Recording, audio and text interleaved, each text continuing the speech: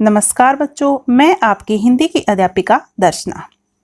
बच्चों, आज हम इस वीडियो के माध्यम से रचना के आधार पर वाक्य भेद सीखेंगे।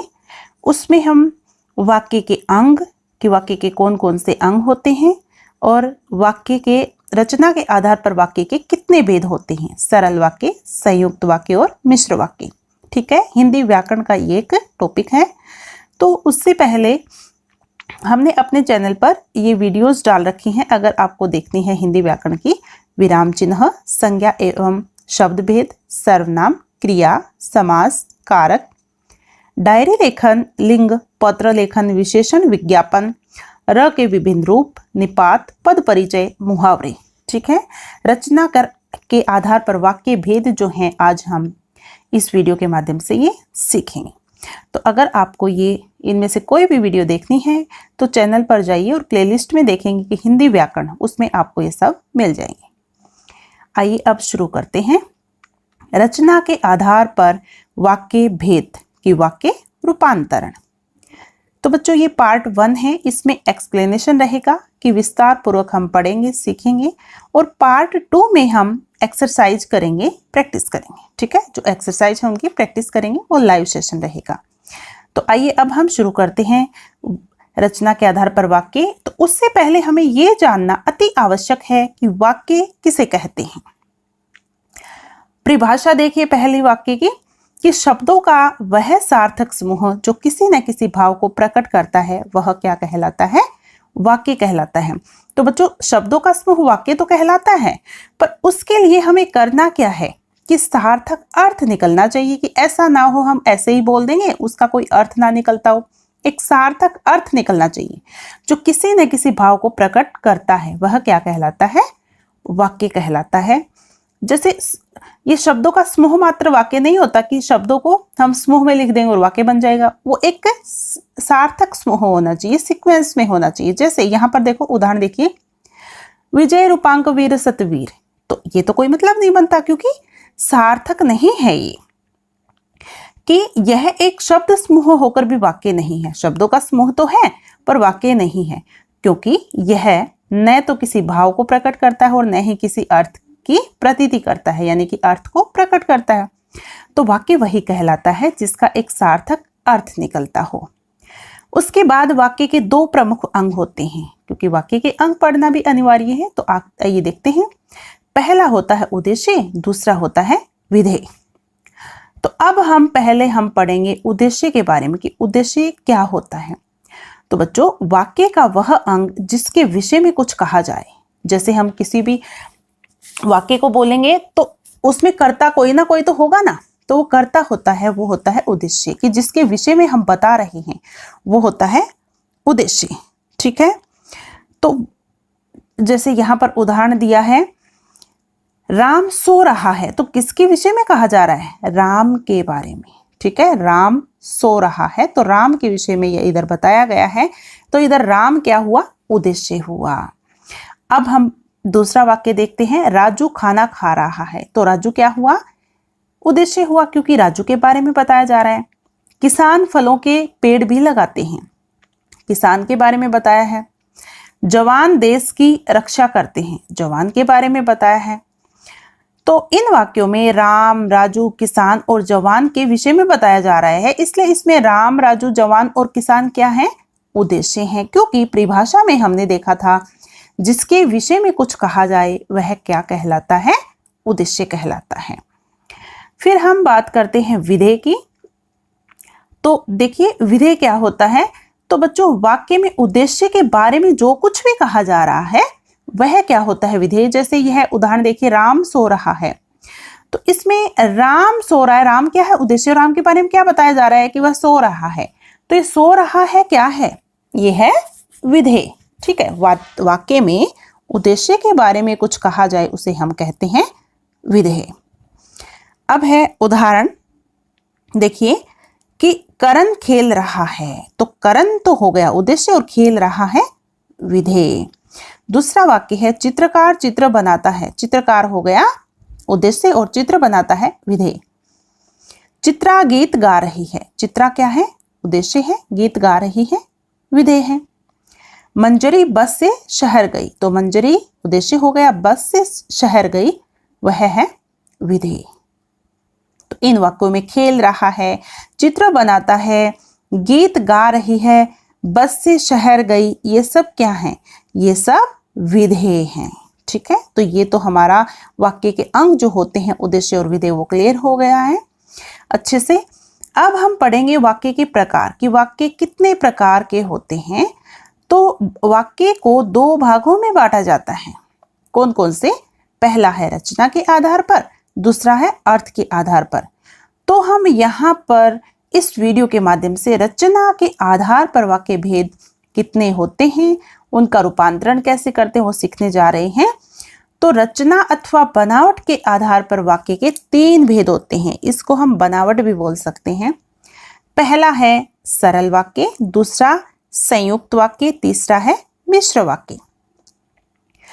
तो सरल वाक्य जिन वाक्यों में एक उद्देश्य तथा एक ही विधेय होता है, एक ही उद्देश्य होता है, एक ही विधेय होता है, अर्थात एक क्रिया होती है, उसे हम सरल वाक्य कहते हैं। उन्हें क्या कहते हैं? सरल वाक्य। जिसमें काम करने वाला एक ही हो और एक ही क्रिया हो, कि एक ही उद्देश्य और एक ही विधेय हो। जैसे उदाहरण देखिए, यहाँ पर वर्षा हो रही है, क्या है? सरल वाक्य है। दूसरा है मोहन पतंग उड़ा रहा है, ये भी सरल वाक्य है। बच्चे मैदान में खेल रहे हैं, सरल वाक्य। चौथा है रविवार को भी हम पढ़ेंगे, ये भी सरल वाक्य। तो ये तो 4 उदाहरण हो गए सरल वाक्य के। वर्षा हो रही है, मोहन पतंग उड़ा रहा है, बच्चे मैदान में खेल रहे हैं, रविवार को भी हम पढ़ेंगे। तो बच्चों ये सरल वाक्य हुए और इनकी पहचान क्या है? क्योंकि इसमें एक ही उद्देश्य है और एक ही क्या है? विधेय है। ठीक है, इन उदाहरण में। तो इस प्रकार हमने पहचाना। अब बारी आती है संयुक्त वाक्य की। संयुक्त वाक्य की परिभाषा है जिन वाक्यों में 2 या 2 से अधिक स्वतंत्र उपवाक्य किसी समुच्चय बोधक अव्यय से जुड़े होते हैं, उन्हें हम संयुक्त वाक्य कहते हैं। तो बच्चों समुच्चय बोधक अव्यय क्या कौन से होते हैं? जैसे और हो गया, परंतु हो गया, इसलिए हो गया, ये सब क्या है? ये सब है समुच्चय बोधक अव्यय। तो ये क्या कहलाते हैं? संयुक्त वाक्य कहलाते हैं। तो इसमें ध्यान ये रखना है 2 या 2 से अधिक स्वतंत्र उपवाक्य होने चाहिए, उसमें एक ही उपवाक्य नहीं, 2 उपवाक्य। ठीक है, उदाहरण देखिए। संयुक्त वाक्य की पहचान हम कैसे करेंगे? संयुक्त वाक्य में 2 या 2 से अधिक स्वतंत्र वाक्य योजक शब्दों से जुड़े होते हैं। ठीक है, यहां से योजक चिन्ह लिखा है, तो यहाँ योजक शब्द कर लीजिए आप, योजक शब्दों से जुड़े होते हैं। संयुक्त वाक्य में 2 या 2 से अधिक स्वतंत्र वाक्य होते हैं जो कि योजक शब्दों से जुड़े हुए होते हैं। अभी देखिए दूसरा नियम, किंतु वो योजक शब्द कौन से हैं? किंतु हो गया, परंतु हो गया, और अथवा, तथा, इसलिए, या, अन्यथा, अथवा, अतः इत्यादि क्या है? योजक शब्द हैं कि 2 वाक्य इनसे जुड़े हुए होने चाहिए, वो होते हैं संयुक्त वाक्य। उदाहरण देखिए, मुझे बुखार था इसलिए मैं विद्यालय नहीं जा सका। तो ये क्या है? ये संयुक्त वाक्य है, क्योंकि ये इसलिए से जुड़ा हुआ है। मुझे बुखार था एक वाक्य हो गया, मैं विद्यालय नहीं जा सका दूसरा उपवाक्य हो गया। अभी है वह बाजार गया और उसने सामान खरीदा, तो एक उपवाक्य वह बाजार गया, दूसरा उसने सामान खरीदा। तीसरा है मजदूर मेहनत करता है परंतु उसे लाभ नहीं मिलता, ये हो गया तीसरा वाक्य। फिर है बादल घिरे तथा अंधेरा छा गया, बादल घिरे तथा अंधेरा छा गया। इसमें भी 2 उपवाक्य जुड़े हुए हैं, और तथा जो है, जो कि ये लाल वर्ण में मैंने लिखा है, ये ध्यान रखिए, ये योजक शब्द हैं, इनसे दोनों वाक्य जुड़े हुए हैं, इसलिए, और, परंतु, तथा। ठीक है, तो ये तो हो गए संयुक्त वाक्य के उदाहरण। नेक्स्ट है मैंने उसकी बहुत प्रतीक्षा की। प्रतीक्षा क्या होता है? इंतजार किया, परंतु वह नहीं आया, किंतु वह नहीं आया। ठीक है, ये भी 2 उपवाक्य हैं।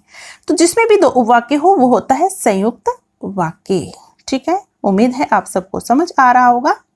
कुछ अन्य उदाहरण आप भी कमेंट बॉक्स में लिखकर बता सकते हैं, जिससे मुझे पता चले कि हाँ आप ध्यानपूर्वक पढ़ रहे हैं। अभी हम बात करते हैं मिश्र वाक्य की। तो मिश्र वाक्य जिस वाक्य में एक उपवाक्य मुख्य उपवाक्य हो और अन्य उपवाक्य जो होते हैं उस पर पहले वाले पर आश्रित होने चाहिए। ठीक है, जिस प्रकार हम कोई वाक्य बोल देते तो ऐसे लगना चाहिए कि आगे भी कुछ बोलने वाला है। तो जिस वाक्य में एक मुख्य उपवाक्य हो और अन्य उपवाक्य उस पर आश्रित हो उसे हम कहते हैं मिश्र वाक्य। मिश्र वाक्य उपवाक्य जो है वो किनसे जुड़े होने चाहिए? कि हो गया, जैसा तैसा, जो, वह, जब तब, क्योंकि आदि व्याधिकरण योजकों से जुड़े रहने चाहिए। ठीक है, उनसे जुड़े रहने चाहिए, वो होते हैं मिश्र वाक्य। उदाहरण देखिए, उदाहरण क्या है? जैसे ही शाम हुई बिजली चली गई। तो बच्चों यहां पर जैसे क्या है? व्याधिकरण योजक है जोड़ने के लिए। तो ये वाक्य दो हैं पर दूसरा वाक्य है पहले पर आधारित है। जैसे ही शाम हुई, अगर हम ऐसे बोलेंगे ना तो आगे वाला देखता ही रह जाएगा कि हाँ कुछ तो आगे भी आएगा, कि अधूरा लग रहा है, तो वो वाक्य समझ लीजिए मिश्र वाक्य है। दूसरा उदाहरण है, जब नई कक्षा में दाखिला होगा तो हम पढ़ेंगे। तो जब आ गया, जब नई कक्षा में दाखिला होगा, इतना कहकर अगर छोड़ देते तो आगे वाले देखा क्या होगा फिर आगे, तो तब हम पढ़ेंगे। दूसरा उदाहरण, फिर अन्य उदाहरण है, जब राम आया तो शाम चला गया। तो जब और तो क्या है? इसमें व्याधिकरण योजक है जोड़ने के लिए। उस लड़के को बुलाओ जिसने काले जूते पहने हैं। जिस लड़के ने काले जूते पहने हैं उस लड़के को बुलाओ, ऐसे भी हम लिख सकते हैं। जब आंधी आई तो धूल उड़ने लगी। ठीक है, दूसरा उपवाक्य जो है वो पहले पर आश्रित है। तो ये तो हो गए 5 उदाहरण। तो उपयुक्त वाक्यों में आश्रित और मुख्य उपवाक्य इस प्रकार से हैं। एक टेबल के माध्यम से हम सीखेंगे कि मुख्य उपवाक्य क्या है, योजक क्या है और आश्रित उपवाक्य क्या है। तो देखिए, बिजली चली गई मुख्य उपवाक्य है, फिर योजक किससे जोड़ा गया है? जैसे। और आश्रित उपवाक्य शाम हुई, फिर है हम पढ़ेंगे, योजक है तो, जब नई कक्षा में दाखिला होगा आश्रित उपवाक्य, शाम चला गया, फिर योजक है जब और तो, आश्रित है राम आया। उस लड़के को बुलाओ जिसने काले जूते पहने हैं। तो इसमें मुख्य उपवाक्य उस लड़के को बुलाओ, योजक है जिसने, और आश्रित उपवाक्य है काले जूते पहने हैं। धूल उड़ने लगी, योजक क्या है? जब और तो, आंधी आई आश्रित उपवाक्य है। ठीक है, तो इस प्रकार हम टेबल के माध्यम से हमने सीखा कौन सा मुख्य उपवाक्य है, कौन सा योजक है और कौन सा आश्रित उपवाक्य है। तो आप सबको ये वीडियो कैसा लग रहा है? लाइक जरूर कर दीजिए और कमेंट बॉक्स में भी लिखकर मुझे बताइए कि समझ आ रहा है कि नहीं आ रहा। ठीक है, अब हम आगे बढ़ते हैं वाक्य रूपांतरण की तरफ। तो ये तो बच्चों हमने सीखा तीनों वाक्यों के बारे में जो कि रचना की दृष्टि के आधार पर हैं। सरल वाक्य, संयुक्त वाक्य और मिश्र वाक्य किसे कहते हैं और उनके कुछ उदाहरण हमने जाने। अभी परीक्षा में ऐसे भी पूछा जा सकता है कि वाक्य रूपांतरण कीजिए। तो वाक्य रूपांतरण होता क्या है? कि एक वाक्य का दूसरे वाक्य में रचना की दृष्टि से रूपांतरित होना। ठीक है, उस वाक्य का दूसरे वाक्य में बदल जाना। सरल का संयुक्त में बदल जाना, संयुक्त का मिश्र में बदल जाना क्या कहलाता है? वाक्य रूपांतरण कहलाता है। अभी सरल वाक्य किस में बदलेंगे? संयुक्त वाक्य और मिश्र वाक्य में। संयुक्त वाक्य सरल वाक्य और मिश्र वाक्य में, मिश्र वाक्य सरल वाक्य तथा संयुक्त वाक्य में। ठीक है, तो इन तीनों वाक्यों के आपस में रूपांतरण होते समय इनके अर्थ में परिवर्तन नहीं होना चाहिए। उनका अर्थ एक जैसा ही होना चाहिए, चाहे सरल को मिश्र बनाओ, मिश्र को संयुक्त बनाओ, पर उनके अर्थ में परिवर्तन नहीं होना चाहिए। ठीक है, तो ये हमें ध्यान रखना है। तो आइए बच्चों, इस कुछ हम सीख लेते हैं किस प्रकार हम वाक्य रूपांतरण करेंगे। जैसे यहाँ पर एक सरल वाक्य दिया है, प्रातः काल पक्षी चहचहाते हैं। तो अगर इस वाक्य का हम संयुक्त वाक्य बनाएंगे तो हम लिखेंगे प्रातःकाल हुआ और पक्षी चहचहाने लगे। इसका अगर हम मिश्रित वाक्य बनाएंगे तो जब प्रातःकाल हुआ तब पक्षी चहचहाने लगे। ठीक है, तो तीनों वाक्यों में मैंने बता रखा है सरल वाक्य में कैसे लिखेंगे, संयुक्त वाक्य में और मिश्रित वाक्य में। अगर आप तीनों ही वाक्य पढ़ेंगे तो इनका अर्थ क्या है? एक जैसा है। ठीक है, सेम एज अर्थ है। तीनों का अर्थ एक जैसा है, वो एक अर्थ प्रकट कर रहे हैं। जैसा कि नियम भी है वाक्य रूपांतरण करते समय ये ध्यान रखना है कि तीनों का अर्थ एक जैसा होना चाहिए। अभी है सरल या साधारण वाक्य से मिश्र वाक्य में परिवर्तन करेंगे तो हम किस प्रकार करेंगे? तो टेबल के माध्यम से सीखिए। साधारण वाक्य को मिश्रित वाक्य में हम किस प्रकार बदलेंगे। साधारण वाक्य में एक उद्देश्य और एक विधेय होता है। मिश्रित वाक्य में ज से शब्द जो होते हैं वो जुड़े होते हैं और व्याधिकरण योजक लगे होते हैं। तो यहाँ पर अच्छे लड़के मेहनती होते हैं। तो अगर हम बोलेंगे जो लड़के मेहनती होते हैं वे अच्छे होते हैं, तो बात तो एक ही है, अर्थ तो एक ही है, पर हमने वाक्य को मिश्रित बना दिया। छतरी वाले आदमी को बुलाओ। फिर मिश्रित वाक्य में हम बोलेंगे उस आदमी को बुलाओ जिसके पास छतरी है। फिर है तीसरा, वह कपड़े खरीदने के लिए बाजार गया। फिर उसे कपड़े खरीदने थे इसलिए बाजार गया। चौथा है, प्रधानाचार्य की आते ही प्रार्थना शुरू हुई। मिश्रित वाक्य में अगर हम बदलेंगे जैसे ही प्रधानाचार्य आए वैसे ही प्रार्थना शुरू हुई। पांचवा है, स्वस्थ रहने के लिए तुम्हें दूध पीना चाहिए। यदि स्वस्थ रहना है तो तुम्हें दूध पीना चाहिए। ये हो गया वाक्य रूपांतरण साधारण वाक्य का मिश्रित वाक्य में। अब आगे है सरल वाक्य से संयुक्त वाक्य में हम कैसे करेंगे। तो देखिए, सरल वाक्य है आप खाकर आराम करें। अगर हम संयुक्त वाक्य की बात करेंगे तो आप खाना खाएं और आराम करें, क्योंकि और का प्रयोग करेंगे। ये क्या है, ये एक योजक चिन्ह है जोड़ने के लिए। फिर व्याधिकरण योजक है ये संयुक्त वाक्य को जोड़ने के लिए। अब सूर्यास्त होने पर अंधकार छा गया, तो सूर्यास्त हुआ और अंधकार छा गया। ठीक है, दो वाक्य बनाएंगे। वह भोजन करके विद्यालय जाता है। वह भोजन करता है और विद्यालय जाता है, क्योंकि संयुक्त वाक्य में दो स्वतंत्र वाक्य तो होने चाहिए ना, उपवाक्य। तो वही हम कर रहे हैं और अर्थ एक जैसा है। बादल घिरकर भी न बरसे, तो बादल घिरे परंतु वर्षा न हुई। वह फल खरीदने के लिए बाजार गया, तो वह बाजार गया और उसने फल खरीदे। तो सरल वाक्य से संयुक्त वाक्य इस प्रकार हम बना सकते हैं। अब हम आगे पढ़ेंगे मिश्रित वाक्य से संयुक्त वाक्य में परिवर्तन कैसे करेंगे। देखिए, मिश्रित वाक्य है यदि आप घर आए तो आपसे बात हो। संयुक्त वाक्य बनाएंगे तो आप घर आइए और बात कीजिए। दूसरा है जब विद्यालय में पढ़ाई बंद हो गई तब हम घर लौट आए। तो विद्यालय में पढ़ाई बंद हो गई और हम घर लौट आए। इस प्रकार हम लिख सकते हैं संयुक्त वाक्य को। तीसरा है मेरे पिताजी वे हैं जो कुर्सी पर बैठे हैं। संयुक्त वाक्य अगर इसका हम बनाते हैं तो वे मेरे पिताजी हैं और कुर्सी पर बैठे हैं। चौथा है जो तोता पिंजड़े में बंद है वह फल खा रहा है। तो तोता पिंजड़े में बंद है और फल खा रहा है। पांचवा, जब मंत्री का भाषण समाप्त हो गया तब वे घर आ गए। तो मंत्री का भाषण समाप्त हो गया और वे घर आ गए। इस प्रकार हम लिख सकते हैं। तो मिश्रित वाक्य थे ये और हमने बनाए संयुक्त वाक्य। अगली टेबल में हम देखेंगे मिश्रित वाक्य से सरल वाक्य में परिवर्तन किस प्रकार करेंगे। तो देखिए, मिश्रित वाक्य से सरल वाक्य में, तो जब वर्षा होती है मोर नाचने लगते हैं। तो सरल वाक्य अगर बनाएंगे तो आसानी से बना देंगे। वर्षा होने पर मोर नाचने लगते हैं। ठीक है, एक ही उद्देश्य और एक विधि बना देंगे, और का कोई लफड़ा छोड़ेंगे ही नहीं हम। फिर राम ने कहा कि वह निर्दोष है। तो राम ने खुद को निर्दोष घोषित किया। मुझे बताओ कि आपका जन्म कहाँ और कब हुआ था। आप मुझे अपने जन्म का स्थान और समय बताओ। ठीक है, तो यहाँ पर की लगा है ना बच्चों, इसलिए मिश्रित है और यहाँ पर की को हटाकर एक साधारण वाक्य बना दिया गया है। चौथा है जिनकी आय कम है उन्हें मितव्ययी होना चाहिए। तो कम आय वालों को मितव्ययी होना चाहिए। मितव्ययी होता है कम खर्च करने वाला। पांचवा है जब शिक्षक कक्षा में आए तब उन्होंने पढ़ाना शुरू किया।